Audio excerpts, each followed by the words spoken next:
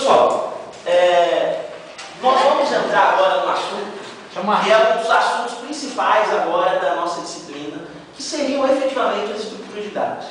Conseguimos analisar, vimos vetores, vimos matrizes, manipulação de vetores, manipulação de matrizes, tudo estruturas estáticas. O que é uma estrutura estática? Que tem um determinado limite que eu estabeleço antes da compilação do meu programa. Por exemplo, um vetor de 10 posições, de 15 posições e assim sucessivamente. Tá?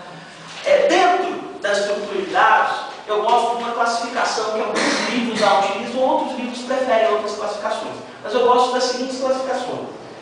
Primeira estrutura que a gente vai analisar, que aí eu gosto de fazer essa divisão, são as estruturas estáticas, que são as estruturas que a gente tem visto até agora, e as estruturas ditas dinâmicas. Estruturas dinâmicas são aquelas estruturas que não têm um limite de dados para serem armazenados lá dentro. Tá? O meu limite é a minha memória, eu vou adicionando de forma dinâmica.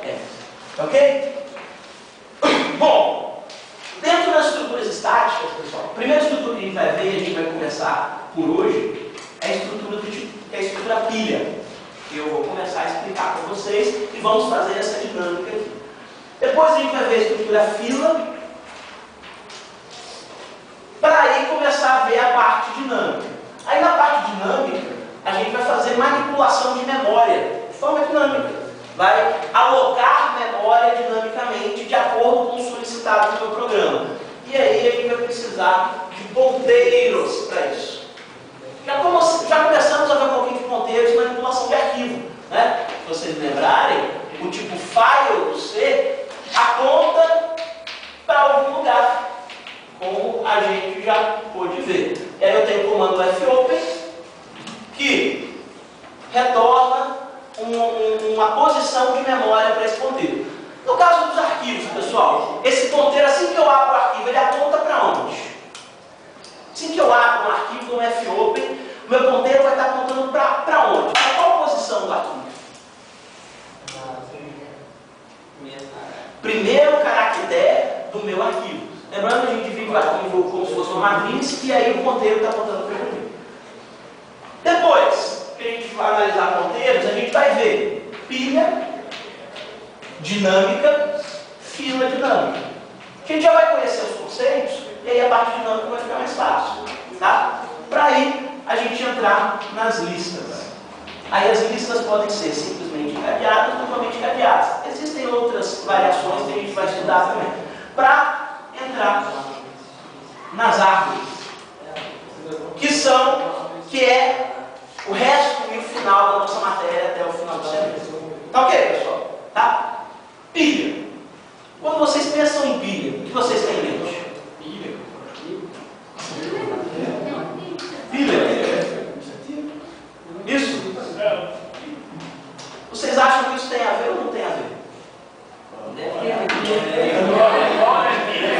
Será? Eu acho que não tem, não. Não tem, não. Eu também acho que não tem, não. Pessoal, realmente não tem muito a ver, não. Tá? A estrutura pilha, assim como todas as estruturas de dados, pessoal, a estrutura pilha é uma estrutura de dados, ela serve para tentar organizar esses dados de melhor forma dentro do meu sistema. Lembrando que é sistema de informação. Eu tenho como se fosse uma caixa preta, tenho as minhas entradas, eu entro os dados, esses dados são processados de alguma forma, não importa como, para gerar informações, nessa definição de sistema de informação. Tá? E eu posso armazenar esses dados de uma forma organizada no meu sistema com uma estrutura de dados. E a pilha é uma dessas primeiras estruturas de dados. Mas que não tem muito a ver com essa pilha que a gente está vendo aqui. Só um. Vou dar um exemplo aqui para vocês, pessoal.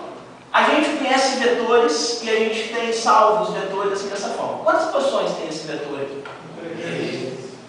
3 posições. Índice 0, índice 1, índice 2.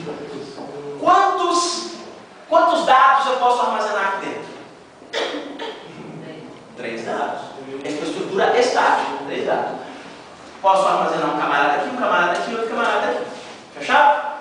Ok? Pode ser um vetor de struct, um vetor de inteiro, pode? o struct, o tipo complexo que a gente definiu, a gente já viu isso, tá ok? Beleza. Uma pilha, pessoal, a diferença que eu tenho, ela pode ser representada como um vetor, e a gente vai representar ela como um vetor. A diferença é que eu tenho estratégias para adicionar dados na pilha e estratégias para remover dados na pilha. E, geralmente, a gente faz a representação visual, apesar de ser um vetor, mas na vertical. E aí, para a gente tentar simular uma pilha, eu vou colocar isso daqui para ficar parecendo um pouquinho uma pilha. Não tem nada ali, tá, pessoal? Isso aqui é um vetor? Não.